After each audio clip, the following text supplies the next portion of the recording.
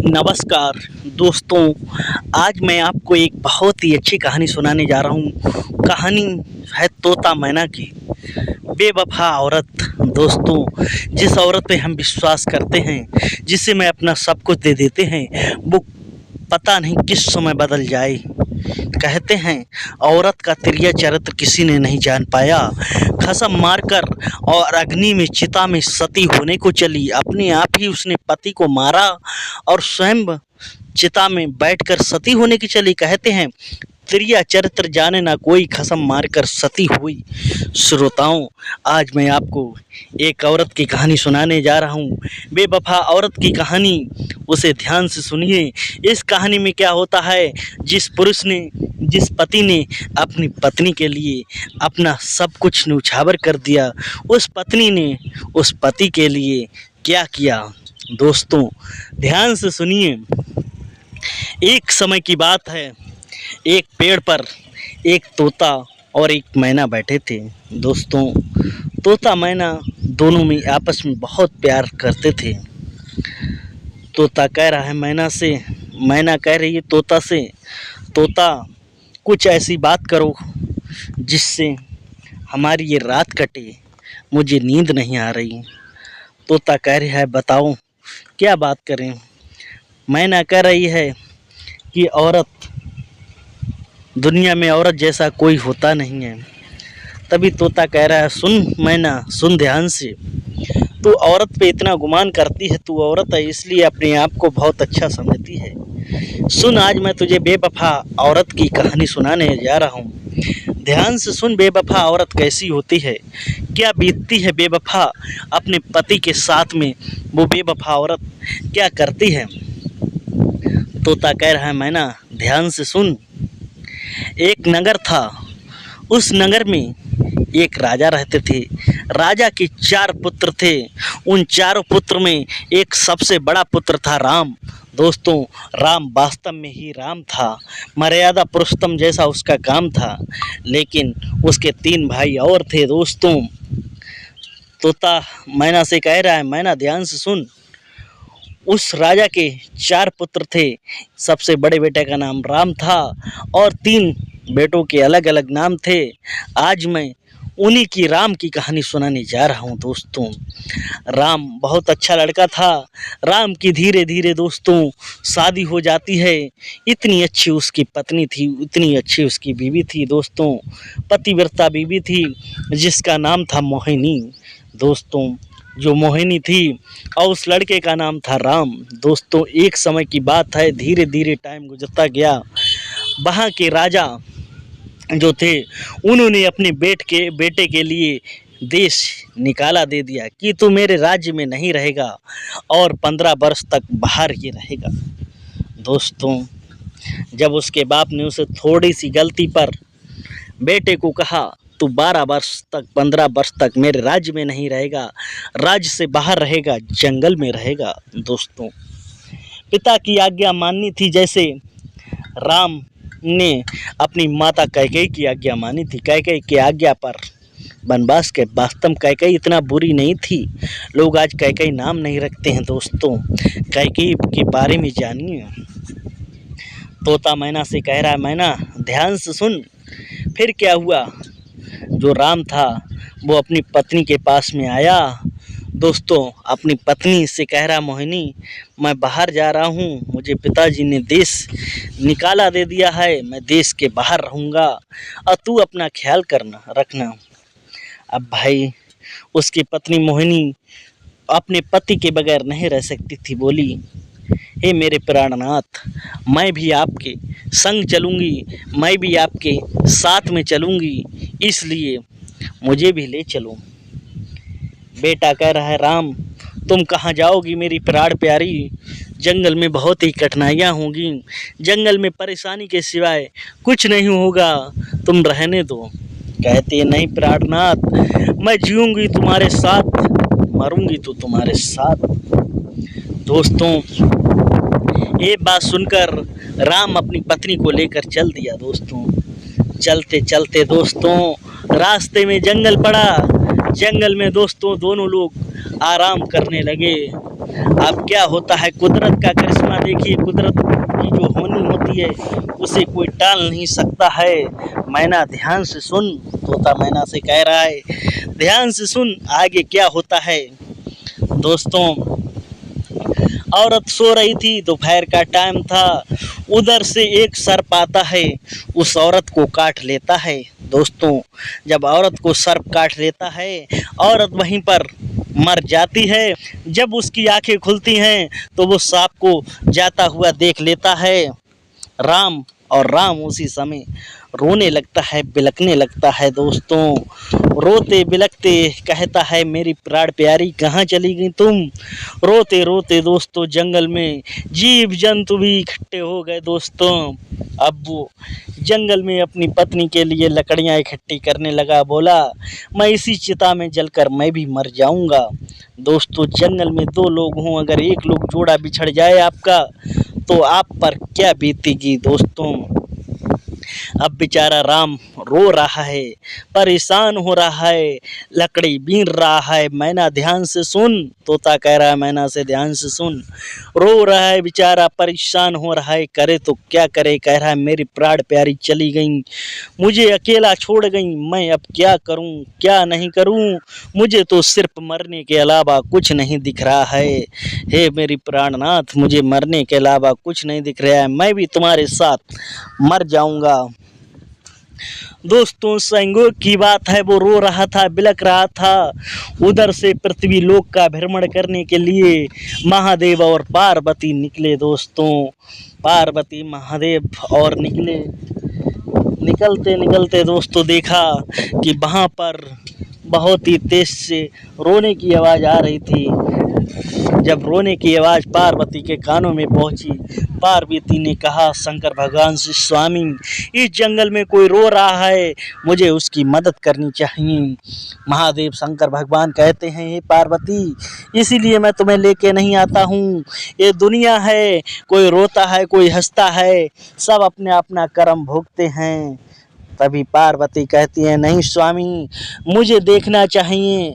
जब वो वहाँ पर एक राजकुमार एक महारानी का रूप बना के दोनों लोग पहुँचे, धनुष बाण लगा के, धनुष बाण टांगे थे भगवान शिव शंकर घोड़े पर सवार होकर, और अब पीछे उनकी रानी पार्वती बैठी। देखा दोस्तों कि वो जंगल से लकड़ी बीन रहा है, और उससे पूछा, बेटा क्यों रो रहे हो। तभी उस राम ने कहा, हे मेरे राजकुमार, मैं इसलिए रो रहा हूँ कि हम दो लोग थे, मेरी प्राण प्यारी पत्नी को सर्प ने काट लिया है। मैं इससे बहुत प्यार करता था, और मैं इसी के साथ में अपनी जान दे दूँगा, और इसी के साथ में मैं मर जाऊँगा। तभी भगवान शिव जो राजकुमार का भेष बनाए थे, रूप धरे थे, उन्होंने कहा, बेटा ये तो संसार है, इसमें जन्म मृत्यु का चक्र चलता ही रहता है। जो आज आया है उसे कल जाना ही पड़ेगा, क्यों चिंता करते हो, आपकी तो बहुत अच्छी शादी होगी, इसे मर जाने दो। तभी राम कहता है, नहीं स्वामी, हे भगवान, हे राजकुमार, ये तो मेरी प्राण प्यारी थी, ये तो पतिव्रता नारी थी, ये मेरे सिवा किसी को चाहती भी नहीं थे। तभी भोले बाबा ने शंकर ने ये बात सुनी तो देखा कि बेटा इसकी उम्र तो 20 साल की ही थी, इसकी पूरी हो गई, इसलिए ये मर गई। तो कहते हैं भगवान भोलेनाथ, नहीं, अब मैं देखता हूँ, अगर इसे जीवन दान देना चाहते हो तो आपकी उम्र 75 साल है। अगर आप 75 साल इस समय आपकी उम्र है, तो आप इसे अपनी, आपकी इस समय 30 वर्ष की आयु हो चुकी है, 30 वर्ष की आयु हो चुकी है आपकी, इस समय तो आपकी 45 वर्ष शेष है। दोस्तों, कहा कि आपकी 45 वर्ष शेष है उम्र, और 30 वर्ष के हो चुके हो, आप इसे अपनी 25 वर्ष की आयु दे दो। जब आप इसे 25 वर्ष की आयु दे दोगे तो आपकी 20, इसकी 25, बस कुछ ही फर्क रहेगा आप दोनों लोगों को मरने के लिए। भाई ठीक है बेटे ने कहा, ठीक है, मैं इसको अपनी आयु दे देता हूँ। तो भगवान शिव ने कहा कि इस आप हाथ में जल लो। भगवान ने जल लिया और उसको ऊपर डालने से पहले बेटों को बताया, जब भी आप अपनी ये आयु अगर इससे वापस लेना चाहोगे, तब आप जल इसके हाथ में लेना, कहना मैंने जो कुछ वस्तु जंगल में दी उसे वापस कर दो, तो वो वापस भी हो जाएगी। तो उसी समय इसके प्राण पखेरु हो जाएंगे। भगवान शिव ने उसको बता दिया राम को और कहा, ये राज किसी को भी नहीं बताना और इसको भी मत बताना। दोस्तों, जब जल छिड़का भगवान शिव शंकर ने, तो वो मोहिनी उठ गई। मोहिनी कहती है, हे मेरे स्वामी, मैं तो बहुत देर हो गई सोते हुए, आपने मुझे जगाया क्यों नहीं? राम कह रहा है, बेटा, कह रहा नहीं, तुम सो रही थी, कोई बात नहीं, चलो मैं अब आगे प्रस्थान करती हूँ। अब दोस्तों आगे चलते चलते चलते चलते दोस्तों, एक जंगल में एक फकीर बाबा की बहुत ही अच्छी सुंदर सी मढ़ी बनी हुई थी, मंदिर बना हुआ था। वहाँ पहुँचते हैं दोस्तों, वहीं पर कुछ दूरी पर कुआं था दोस्तों। तभी राम ने कहा, हे मोहिनी, मुझे प्यास लग रही है, मैं पानी पीने जा रहा हूँ, आप बैठो। अब वो कुआं की तरफ पानी लेने के लिए चला गया, वहाँ से पानी पी के आ रहा था और वहीं पर वो संत बैठा था। बहुत उसने देखा संत को। मोहिनी ने कहा, हे संत, आप मुझे बहुत अच्छे लग रहे हो, मैं आपके साथ कुछ समय बिताना चाह रही हूँ। तो संत ने कहा, कोई बात नहीं, आप मेरे साथ में बिता लो, लेकिन ये मेरा पति है। मोहिनी कह रही है, मेरा पति के होते हुए मैं आपके पास कैसे रह सकती हूँ? तभी संत ने कहा, कोई बात नहीं है, तुम अपने पति को इस कुएं में ढकेल दो। दोस्तों देखिए, औरत ने अपना प्रिय चरित्र दिखाना शुरू कर दिया है। जैसे ही दोस्तों राम पानी पी के आया, कहा, मोहिनी ने पानी पी आया, उसने कहा, मैं पानी पी आया। तभी मोहिनी ने कहा, मुझे भी प्यास लगी है, मुझे भी पानी पिलाने ले चलो। दोस्तों मोहिनी को वो लेकर कुएं पर पहुंचा राम।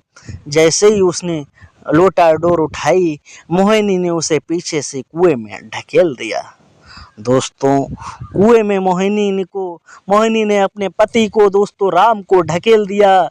देखिए दोस्तों, जिस पति ने अपनी औरत के खातिर सब कुछ किया, उस पति को उस मोहिनी ने ढकेल दिया। उधर उसे ढकेल दिया कुआं में, उधर मोहिनी आकर संत के साथ में उस कुटिया को छोड़कर दोस्तों एक शहर में रहने के लिए चली गई। शहर में संत नाचता था, गाता था, वो इतनी सुंदर सुशील थी, वो भी नाचने गाने लगी और कमाने लगी। दोस्तों बड़ी बड़ी महफिलों में जाती थी और रुपए कमाती थी, आराम से संत के साथ में वो रहती थी। अब यहाँ का हाल यहीं पर सुनिए दोस्तों। तोता कह रहा है, मैना से ध्यान से सुन, देख वो औरत कितनी बड़ी बेवफा है, जिस पति ने उसे जिंदा किया उसने उसी को छोड़ दिया। उसके बाद में दोस्तों उस पति राम को कुएं में जो ढकेल दिया था, तो वहाँ पर एक रस्सी लटक रही थी, उस रस्सी को उसने पकड़ रखा था दोस्तों। वहीं से कुछ झुंड दोस्तों था, डाकुओं का झुंड वहीं से निकला उस कुएं के पास में। उन्होंने अपने घोड़े रोके, उन्हें प्यास लग रही थी, उन्हें पानी पीने के लिए वहाँ पर जैसे ही लोटा डोर उठाई, तभी वो बोले, उसने डोर पकड़ लिए। उस बेटे ने राम ने कहा, भैया कौन हो? तब ऊपर उसने कहा, मैं तो डाकू हूँ, मैं आप इसमें कैसे आ? तो उसने राम ने उन डाकुओं के हाथ पैर जोड़े और कहा, भैया मुझे बाहर निकालो, मैं विपत का मारा हुआ हूँ। दोस्तों डाकुओं का तरस आ जाता है, डाकू उसे ऊपर निकालते हैं। निकालने के बाद में दोस्तों वो डाकू के गिरोह में शामिल हो जाता है दोस्तों।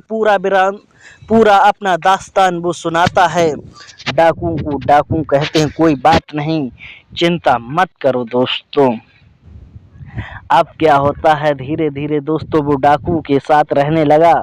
डाकू के साथ कुछ समय तक रहा और उसने खूब दोस्तों धन कमाया, दौलत कमाया। उसने फिर उसके दिमाग में आया कि ये सब काम गलत है दोस्तों। फिर वो पास में जो शहर बना था वहीं पर पहुंच गया और वहाँ पर उसने एक बहुत बड़ा बिजनेस खोला, बहुत बड़ा कारोबार खोला दोस्तों। कारोबार और बिजनेस खोल के आराम से उसके नौकर चाकर चलने लगे राम के। अब उधर राम के नौकर चाकर चलने लगे, उधर वो जो उसकी पत्नी थी मोहिनी वो खूब नाचती थी, बाबा के साथ में काफ़ी रुपए कमाती थी। उसके शो होने लगे, लोग टिकट लेते थे। अब क्या होता है दोस्तों, उसका शो उसी शहर में चला था जहां राम का बिजनेस चल रहा था। जब उसने देखा फोटो के वो भी वहाँ दोस्तों शो में शामिल होने गया तो सब लोग उसे पैसे दे रहे थे, इनाम दे रहे थे। उसने अपनी एक हीरा सी जड़ी हुई एक अंगूठी निकाली दोस्तों, अपनी पत्नी को दे दी जो उसे छोड़ चुकी थी। उसने तो सोचा था मेरा पति मर गया है। दोस्तों तोता मैना से कह रहा, मैना ध्यान से सुन, देख औरत का जाल क्या होता है। तब उसने अंगूठी दी दोस्तों। मोहिनी ने अंगूठी देखकर पहचान लिया कि इसने तो मेरा अभी तक पीछा नहीं छोड़ा है, अब मुझे कुछ ना कुछ तो करना ही होगा, मुझे तो इसको मरवाना ही होगा। अब क्या होता है श्रोताओं, ध्यान से सुनिए। अब दोस्तों वो प्लान क्या बना रही है, वो कुछ गुंडों को भेजती है दोस्तों और उसको पति को मरवाने के लिए दोस्तों वो जाते हैं, वो टूट पड़ते हैं। तभी वो कहता है राम कि तुम किसके आदमी हो, तुम्हें किसने भेजा। उसने कही ये मुझे मोहिनी जो डांसर है इसी ने मुझे कही, ये तो मेरी पत्नी थी, ये मुझे मारना चाहती है। तभी दोस्तों लोग एकत्रित हुए सारे व्यापारी, उसने पूरी अपनी बात व्यापारियों को बताई। कहा ठीक है, मैं इसको, अगर ये मेरी पत्नी नहीं है तो इससे कहो कि जो चीज़ मैंने इसे जंगल में दी थी वो अपनी मेरी वापस करो। अब दोस्तों उस पत्नी मोहिनी को क्या मालूम था कि जंगल में क्या हुआ क्या नहीं हुआ। उसने दोस्तों राजकुमार जो था वहाँ दोस्तों एक सेठ था दोस्तों, जो सेठ होता है, जो नगर का चेयरमैन होता है, जिसे राजा बोलते हैं, चेयरमैन बोलते हैं, अध्यक्ष बोलते हैं, वो दोस्तों उसके सामने उसे पेश किया गया। उसने कहा ये जल इसके हाथ में दो, और जल दिया उसके दोस्तों मोहिनी के हाथ में। उससे कहा कि कहो जो चीज़ मैंने इसे जंगल में दी थी वो मेरी वापस करो। तब उसने कहा मैंने जो चीज़ जंगल में ली थी मैं उसे वापस दे रहा हूँ, मैं उसे वापस दे रही हूँ। दोस्तों जब उसने जंगल में जो उम्र उसने राम ने अपनी दी थी वो उम्र उससे वापस कर ली। अब उसके उसी समय प्राण पखेरु हो गए दोस्तों। वो औरत वहीं पर मर गई जिसने किया दगा, दगा किसी का सगा नहीं होता। दोस्तों वो औरत वहीं पर मर गई और वहाँ के जो चेयरमैन थे, जो अध्यक्ष थे दोस्तों, उन्होंने उस राजा की बेटे की बात को सुनकर बहुत ही खुश हुए दोस्तों।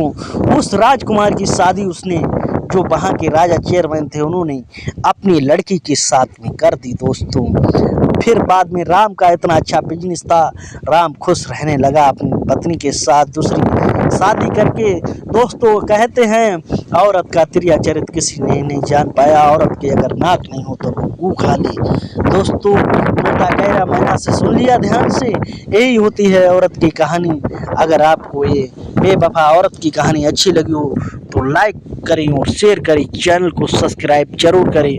जय हिंद, वंदे मातरम।